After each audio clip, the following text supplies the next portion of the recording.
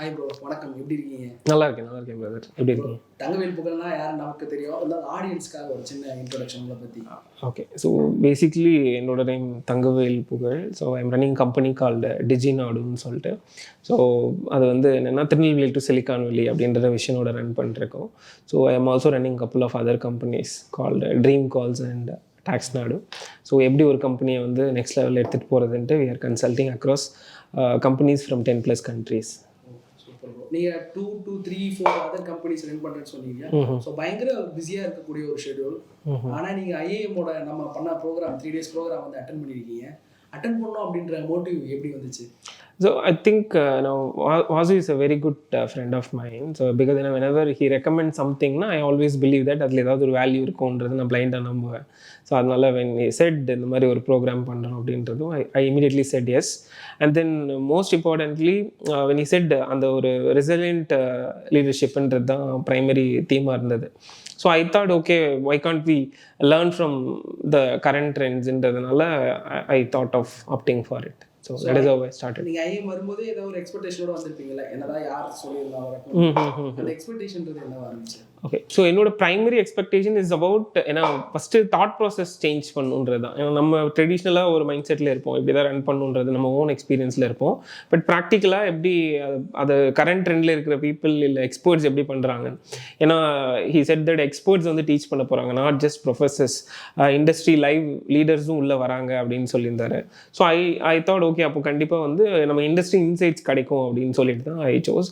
So I came in only thought process that எனக்கு பழைய thought பேட்டர்னை வந்து சேஞ்ச் பண்ணும். That is my primary expectation from this இது. So that is how fulfill ஆச்சுன்னு நினைக்கிறீங்களா? Okay, so coming to that point, என்னன்னா not only இது தாட் ப்ராசஸ் மட்டும் சேஞ்ச் ஆகலை, how I how structured the organisation இருக்குல்ல, அது எல்லாமே சேஞ்ச் ஆகிருக்கு. பிகாஸ் ஏன்னா அதில் வந்து ஒரு 3-4 விஷயம் வச்சுருந்தாங்க. ஏஐ இருந்தது, மார்க்கெட்டிங் இருந்தது, ஃபினான்ஸ், அது மாதிரி 3 days வந்து டிஃப்ரெண்ட் லீடர்ஷிப் டிஃப்ரெண்ட் பேட்டர்னில் தே ஹவ் டன்.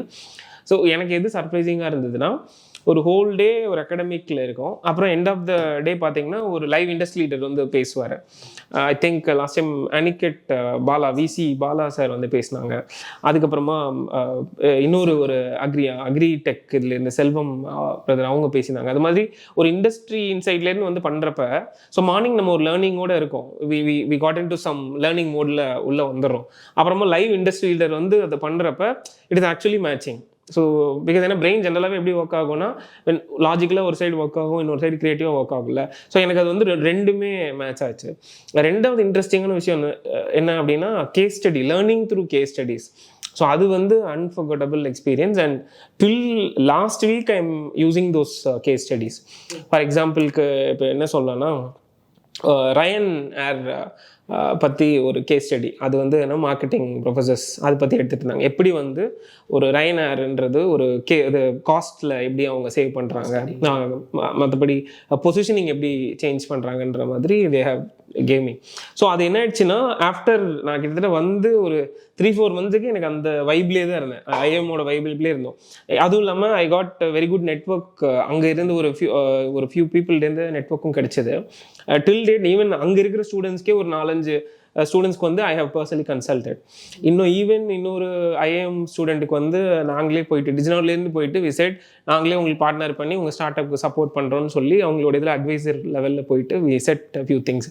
ஸோ அந்தளவுக்கு அதோட இம்பேக்ட் ஜாஸ்தியாக இருந்தது. Because the quality of thinking இருக்குல்ல, இட் வாஸ் வெரி ஹியூஜ். இத்தனைக்கும் ஸ்டூடெண்ட்ஸை தான் மீட் பண்ணோம். So it was very huge. So coming to this அந்த learning through case study part இருக்குல்ல, அது எப்படின்னா, நீங்கள் ஜென்ரலாக ஒரு விஷயத்த தியரியாக லேர்ன் பண்ணுறதுக்கும் அதுக்கு லைவாக ஒரு பிஸ்னஸ் மாடல், அந்த பிஸ்னஸ் மாடல் எப்படி இம்பேக்ட் ஆச்சு, அண்ட் தென் அந்த இம்பேக்டில் வந்து எப்படி பாசிட்டிவாக முடிஞ்சுதா நெகட்டிவாக முடிஞ்சுதான்ற மாதிரி இருந்துச்சு. So that helped us to restructure our core internal organisation. So இதில் third important thing after that event, one of the strong decision I personally took என்னன்னா, I want to build a lean and scalable model. Because அதுக்கு முன்னாடி வரைக்கும் எப்படின்னா, இப்போ நாங்கள் 100 projects எடுக்கிறோம் அப்படின்னா, again if you want to go to 200னா we want to increase the ஸ்கேலில். ஸோ அந்த செஷனுக்கு அப்புறமா what we are currently doing அப்படின்னா, we are trying to reduce the number of resources. எங்கெங்கே நம்ம ஆட்டோமேட் பண்ண முடியும், இல்லை எங்கெங்கே ரிசோர்ஸஸ் கம்மி பண்ண முடியுன்றது பார்க்குறோம். And then I am very particular about quality now than running more number of companies. So initially, even though we are primarily running 3 companies, அதுக்கு முன்னாடி வந்து பார்த்தீங்கன்னா சப் பிராண்ட்ஸ் நிறைய இருந்தது, 4-5 பிராண்ட்ஸ் ரன் பண்ணுறாங்க. தென் ஆஃப்டர் த ஈவெண்ட் வந்து we decided we don't want to run too many things to become master in a certain industry. Let's choose a category and then go micro level into that and then transform that particular segment. அதுதான் அந்த case ஸ்டடீஸில் இருந்து. அதுக்கப்புறமா cult based ஒரு beauty care பிராண்டை பற்றி study பண்ணோம். It was mind opening actually. Even though we have been doing as a மார்க்கெட்டராக நாங்கள் நிறைய கம்பெனிஸ்க்கு பண்ணிட்டு இருக்கோம். பட் இது வந்து it change the way that look at the business. I think these are the 3 areas that changed. நான் கேட்கணும்னு நினைச்சேன். ஏன்னா நம்ம பண்ணி நம்ம அந்த கோர்ஸ் அட்டெண்ட் பண்ணி ஒரு 3 months கழிச்சு தான் நம்ம மீட் பண்றோம். என்னெல்லாம் நீங்க அப்ளை பண்ணீங்க அப்படி கேட்கணும்னு நினைச்சேன். நீங்க நான் கேட்கணும்னு நினைச்சதை நீங்களே நிறைய சொல்லுங்க. அப்புறம் என்னோட அடுத்த கேள்வின்றது என்னன்னா, இப்போ இந்த மாதிரி லீடர்ஷிப், ஏன்னா நீங்க ஒரு ஆண்டர்பிரனர்னா பயங்கர பிஸியா இருப்பாங்க. ஆனா அவங்க டைம் ஒதுக்கி இந்த மாதிரி லீடர்ஷிப் ப்ரோக்ராம்லாம் அட்டெண்ட் பண்ணணும் அப்படின்னு நீங்க நினைக்கிறீங்களா? நீங்க ரெக்கமெண்ட் பண்ணுவீங்களா? அப்படின்னா அது ஏன்? Okay. So initially I do hate that thought. எப்படின்னா ஒரு 3 days அதுவும் மொபைல் யூஸ் பண்ண முடியாது. ஸோ அதனால நமக்கு உள்ள நம்ம கமிட்மெண்ட் ஜாஸ்தியாக இருக்கும். ஐ தாட் ஓகே 3 days எப்படி இருக்க போகுதுன்ட்டு. ஸோ அதனால இது எப்படி ஹேண்டில் பண்ண போகிறோன்றது ஒரு விஷயம் இருக்குல்ல. ஸோ அதனால முடிஞ்ச அளவுக்கு டீமுக்கெல்லாம் அப்டேட்லாம் கொடுத்துட்டு, பிகாஸ் ஏன்னா உள்ளே என்டர் ஆகிட்டோம் அப்படின்னா ஃபோன் ஜென்ரலி யூஸ் பண்ண முடியாது. ஸோ அப்படின்றப்ப உள்ளே எல்லாருக்குமே அப்டேட் கொடுத்துட்டு தான் ஸ்டார்ட் பண்ணோம். But the we started the session, that's when we realized we are overdoing certain things because we don't have the capability or knowledge in certain areas.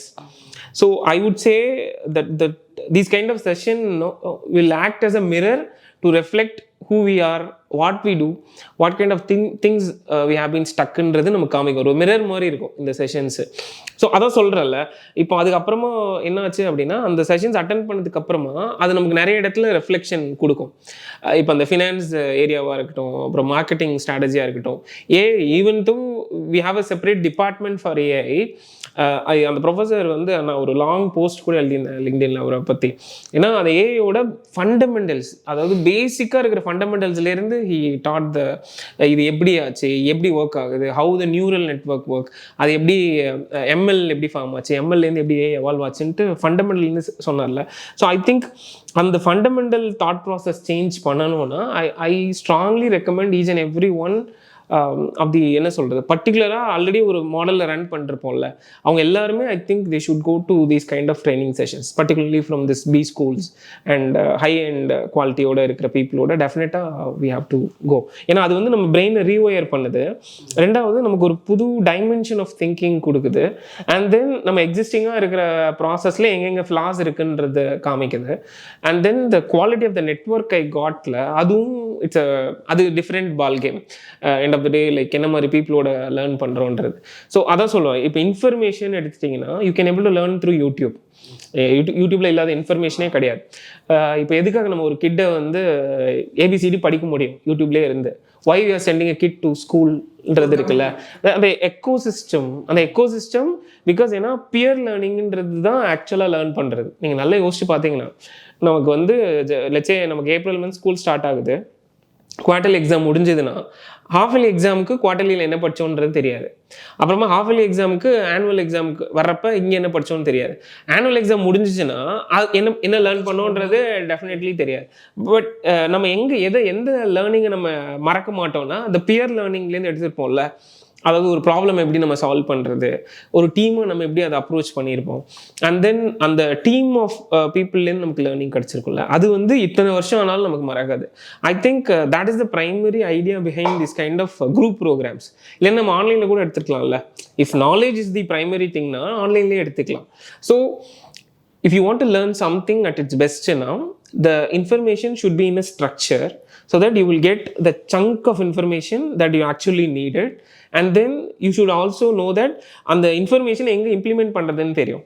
ஏன்னா நான் வந்து ஒரு கிளைண்ட்டுக்கு கன்சல்ட் பண்ணிட்டு இருக்கோம். ஸோ அது it was an e-commerce client. அவங்க consult பண்ணிட்டு இருக்கிறப்ப சடனாக எனக்கு ஸ்பார்க் ஆகுது, இந்த கேஸ் ஸ்டடி ஒன்று படித்தவன் எனக்கு ஞாபகம் இல்லைன்னு சொல்லிட்டு நான் உடனே அந்த குரூப்பில் போயிட்டு நான் பிங் பண்ணுறேன், இந்த இன்ஃபர்மேஷன் வேணும் அப்படின்னு சொல்லிட்டு உடனே சம்ஒன் பிங்டு மீ, இதுதான் அந்த கேஸ் ஸ்டடின்னு அனுப்பிச்சு விட்டாங்க. ஸோ நமக்கு எக்ஸாக்டாக லேர்ன் பண்ணதை வந்து we can able to implement it. I believe that's the huge blessing of learning in an ecosystem நினைக்கிறேன். Till now I cannot able to come out of it. இப்போவும் I am still in touch with those IIM guys. ஏன்னா என்ன இது சின்ன சின்ன டவுட்ஸ்னாலும் என்ன நான் கேட்டுட்டு இருக்கேன். So it's a huge blessing. So will you recommend this to your friends and network? Yeah definitely. நான் ஆல்ரெடி நான் லாங் போஸ்டாகவே லிங்க்டின்லேயும் கொடுத்துருக்கேன். So personally I would recommend, அதாவது ஒரு எக்ஸ்பர்ட் கிட்டேருந்து நம்ம லேர்ன் பண்ண போகிறோம், அதுவும் ஒரு ப்ராப்பரான ஒரு பி ஸ்கூல் பேக்ரவுண்ட்லேருந்து வருது, இல்லை லீடர்ஷிப் பேக்ரவுண்ட்லேருந்து வராங்கன்னா definitely I would recommend these kind of programmes for each and every entrepreneur who is trying to build everything from the scratch. So that will give them a new dimension and growth. Thank you, bro. Thank you for your feedback. Thank you for your support. Nice. Thank you.